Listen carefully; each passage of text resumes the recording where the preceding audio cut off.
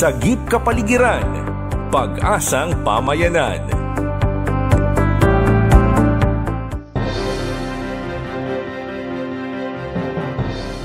Siyam na araw na naglakad ang mga katutubong dumagat remontado mula Quezon, Antipolo, Marikina hanggang Metro Manila. Maiparating lamang ang kanilang pagtutol sa itinatayong Kaliwa Dam. Pebrero 15 na magsimulang magmarcha ang mga katutubo. Gutom, pagod, ulan, init at puyat ang tiniis. Marating lang ang mga ahensya ng pamahalaan ng pagpaparatingan ng kanilang hinaing. Pagdating ng mga ito sa Katipunan, Quezon City, sinalubong sila ng Ateneo University Community. Doon na rin nagpalipas ng gabi at pagkatapos ay unang tinungo ang tanggapan ng MWSS. Doon ay walang humarap sa kanila. Sa pagdating naman sa tanggapan ng DENR, may kumausap naman sa grupo, ipiniliwanag lang ang dahilan ng paglalagay ng project.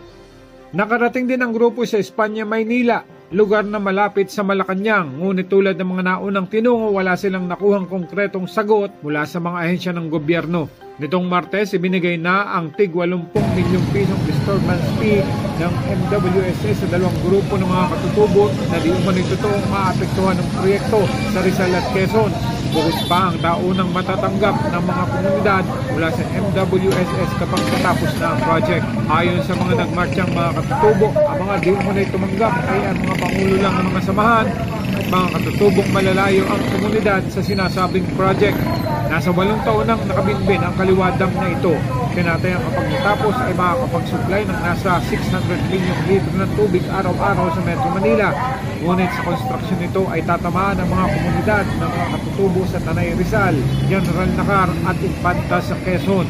12 bilyong piso ang halaga ng project, utang sa China at isang Chinese construction firm din ang may project. 2026 ang target date na matatapos at magiging operational sa 2027. Ayon sa mga katutubong nagmarcha, hindi totoo ang pahayag ng MWSS at National Commission on Indigenous People na nagkaroon ng sapat na konsultasyon sa mga maapektuhang pamayanan. Nila sisirain nito ang kalikasan at komunidad. Ang ilang pamahalaan lokal naman ay nagtataka kung paano nasimulan sa kabila ng wala pa raw silang ibinibigay na permit. Nila ang Kaliwa Dam Project ay lumalabag sa mga legal na proseso at sa konstitusyon ng Pilipinas, nakakasira sa kapaligiran at labag sa pambansang interes ng bansa. Kaliwa Dam ay sisira ng malawak na palayanan sa bayan ng Infanta at ng General Nakar. Sisira din po ito ng mahigit 200 hektaryang kagubatan na kung saan ay pinaninirahanan naming mga katutubo. Ang panahon po natin ay pabago-bago na at nananawagan po kami na tulong-tulong po tayong ipagtanggol ang kagubatan dahil lahat po tayo ay apektado. Mabilis na po ang pagbabago ng panahon, sunod-sunod na ang bagyong lalakas, lindol dito, lindol doon.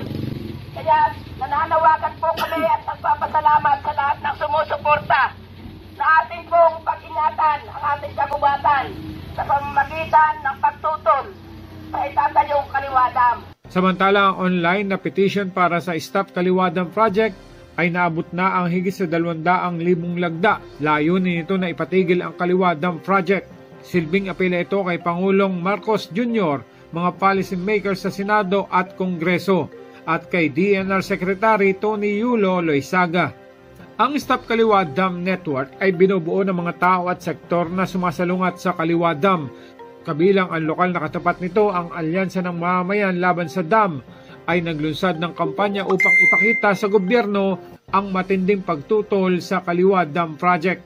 Bukod sa mga katutubong naninirahan sa lugar, tutol din ang mga lokal na pamahalaan sa Reyna Area, Real Infanta at General Nakar dahil sa pangambang pagbabago ng klima at pagbaha.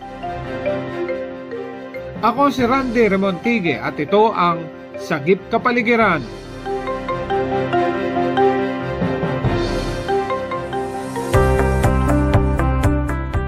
Sagip Kapaligiran, Pag-asang Pamayanan.